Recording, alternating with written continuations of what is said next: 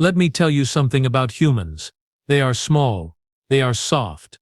They have no scales, no venom glands, no natural armor plating. Their homeworld is a mid-sized rock orbiting a thoroughly unremarkable star.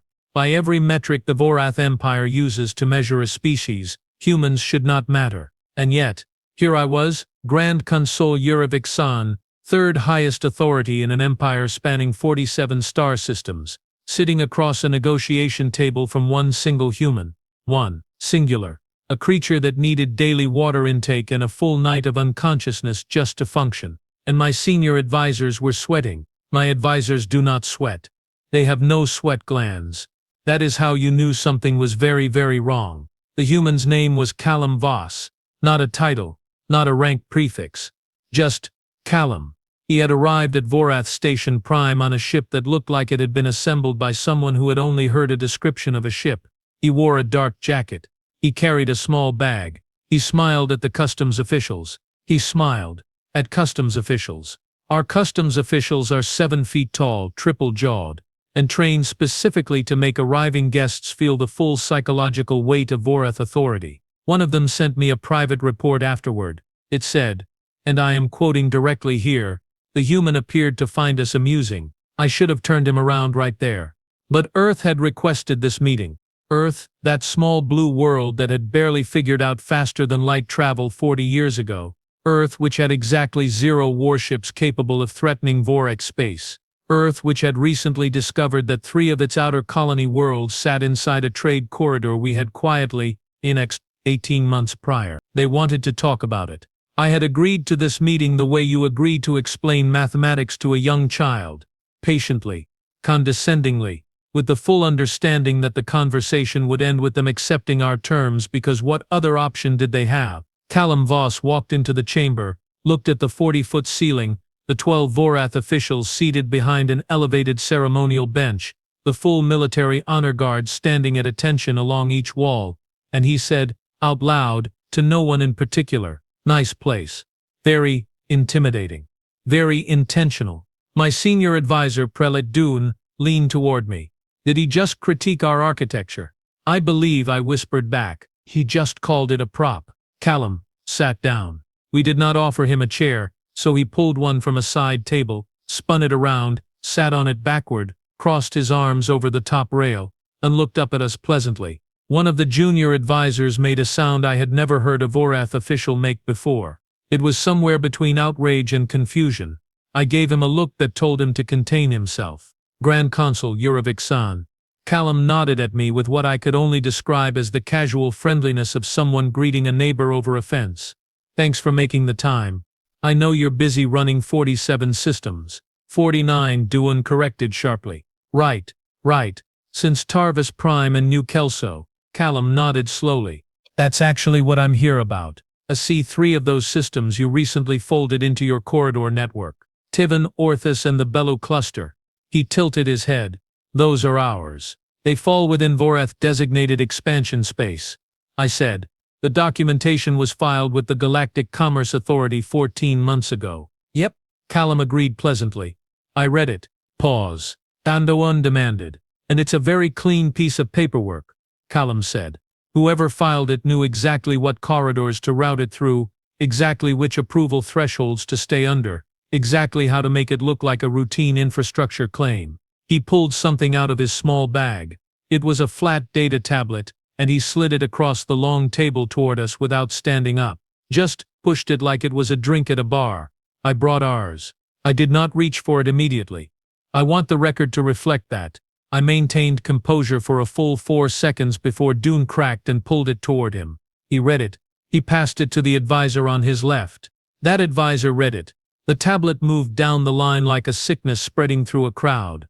Each face went in sequence, from authority to unease to something I can only describe as the specific expression of a person who has stepped confidently onto ice and just heard it crack. I read it last. It was on the surface, a counterfiling. Also submitted to the Galactic Commerce Authority. Also filed through the correct channels. But it had been submitted 22 months ago. 2 months before we had even identified those corridors as useful. And it cited in precise legal language, a prior claim framework that our own legal team had helped draft for a completely different territorial dispute in the outer Kelrath sectors 14 years ago. The humans had used our own precedent against us before we had even started the process. I looked up at Callum Voss. He was looking at the ceiling, calmly, like he was waiting for a meal to arrive. When I said quietly, "Was this filed?" "Before you filed yours," he said, still looking at the ceiling. "You could not have known we intended to claim those corridors." Callum finally looked at me, and for just a moment the pleasant expression dropped, not into hostility, not into anger, just into something very calm and very clear and somehow far more alarming than anything I had seen in 40 years of political service. "Grand Consul," he said, "we always know." The room was absolutely silent. To somewhere in the corridor outside, a ventilation unit hummed. Callum stood up, straightened his jacket, and picked up his bag. "I thought we could settle the corridor question today," he said. "I have some suggestions, if you're open to them, or—" he glanced at the tablet still sitting in my hands. "You could contest the filing. Galactic Commerce Authority review takes about 3 years. We're comfortable waiting." He smiled again. It was the most dangerous smile I had ever seen on any living creature. "Should we get lunch first?" he asked. We did not get lunch. I want to be clear about that. Not because the suggestion was offensive, although it was, but because none of us were capable of eating at that particular moment. My senior advisor Duan had the look of a creature who had swallowed something sharp and was only now becoming aware of it. The junior officials along the wall had stopped pretending to be decorative. They were just staring, openly, at one human in a dark jacket who had just handed 49 years of Vorath legal strategy back to us in the form of a data tablet and a polite question about food.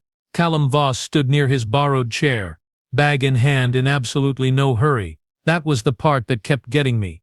The no-hurry part. Every diplomat I had ever faced, from the Shatari Trade Collective to the Muvani Sovereignty, came into these chambers carrying urgency. They needed something. They wanted something. That want was a lever, and we knew how to use it. Callum Voss did not appear to want anything. He appeared to have already gotten it 3 months ago, through paperwork, and had simply come here today to let us know. "Sit down, Mr. Voss," I said. He sat forward this time properly, which for some reason felt more threatening. "The counter-filing," I began, "is valid," he said. Not rudely, just finishing the sentence I had not wanted to finish myself. "Our legal team will need to review it. Of course." He reached into his bag again and produced a second tablet. "I brought their review." Duan made a sound. "You brought," I said slowly, "our legal team's review of your filing." "A copy of it, yes. They completed it 6 weeks ago. Internal document, technically, but it was submitted as part of a Commerce Authority inquiry and became public record." Callum set the tablet on the table.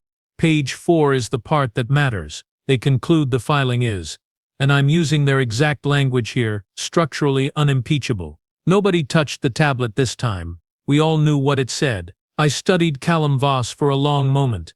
40 years in Vorath politics teaches you to read a room, to read a face, to find the fracture point in any negotiator across from you. There is always one. Pride, impatience, greed, fear, the need to be seen as clever. You find the fracture and you press it carefully, until the other side adjusts their position. I could not find Callum's fracture. What I could find, and this was deeply uncomfortable to admit, was patience. Genuine, settled, unhurried patience. The kind you only develop when you are not afraid of the outcome. "What do you want?" I asked him directly. 40 years of political theater and I had just asked the plain question like a recruit in a first negotiation. Duan stiffened beside me. Callum appreciated the directness. I could see it. "The 3 corridor systems return to Earth Colonial Authority," he said. "Tivan, Orthus and Baloo, full administrative rights, infrastructure access, the whole thing. In exchange," he continued. Before I could respond, "Earth is prepared to offer the Vorath Empire preferential routing access through those same corridors, 40% below standard Commerce Authority rates, locked for 20 years. I blinked. Duan did the math faster than I did. I saw it on his face before I processed it myself. 40% below standard routing rates, through 3 corridors that sat at the intersection of our busiest trade lanes, locked for 2 decades. That was not a consolation offer. That was, in practical terms, worth considerably more than direct administrative ownership of 3 mid-tier colonial systems. We would make more money, under their arrangement, than we would have made by keeping what we had taken. You ran the numbers before you came, I said. We ran the numbers 2 years ago, Callum said. Before you filed. There it was again. That sentence. Delivered the same way a person drops a stone into still water. Not aggressive, just accurate, watching the ripples. Why offer us a benefit? Prityelik Dune demanded. He was angry now, and I did not blame him. It is profoundly irritating to be outmaneuvered and then handed a gift by the person who outmaneuvered you. It feels like mockery even when it is not. You have the legal position. You could simply demand restoration. Callum turned to Dune with the same easy expression he had worn since walking through the door. Because we want a trading partner, he said. Not a resentful neighbor. He paused. We thought about just filing for restoration. Pure legal route. Takes 3 years, we win. You lose the corridors and gain nothing. That is one outcome. He folded his hands on the table. Or we do this. You get preferential routing for 20 years. We get our colonies back. Everyone profits. And in 20 years, when the agreement comes up for renewal, we are both used to making money together, and that conversation is a lot easier. Silence. A long, honest silence. I had negotiated trade agreements with 12 different species. I had sat across from Shethari commissioners who spoke in riddles for 6 hours before revealing their actual position. I had endured Muvani delegations that brought ceremonial war drums to emphasize their displeasure. I had once spent 3 days in a pressure negotiation with Outer Kelrath separatists who communicated exclusively through interpretive physical posturing. Not once, not one single time, had I been presented with a position this clean. He had a legal hammer. He had not used it. He had offered us a ladder instead, and the ladder was genuinely, measurably better for us than the alternative. It was, from a purely strategic standpoint, one of the most sophisticated things I had ever witnessed. Not because it was complicated, because it was simple. Humans, I was beginning to understand, were extraordinarily comfortable with simple. They did not need the situation to feel like a victory. They just needed it to work. I will need 24 hours, I said. Of course. Callum stood, picked up his bag. I'll be at the docking level. They have something called a commissary. I saw it on the way in. He looked genuinely hopeful. Does it have hot food? It does, I said, somewhat numbly. Excellent. He nodded at the room in general. Thanks for meeting with me, really. Good talk. And he left. 40 officials, 1 human. 60 seconds to lay out a trap that had been set 2 years before any of us arrived. Dune stared at the empty doorway for a long moment. Then he turned to me. Grand Consul, he said quietly. Should we be worried about the rest of them? I looked at the 2 tablets, still sitting on the table. At the filing dated 22 months ago. At the review completed by our own lawyers. At the number 40%, written in plain text, offered freely, worth more than what we had stolen. Prelite Dunan, I said. Yes, we should have been worried about them for a very long time.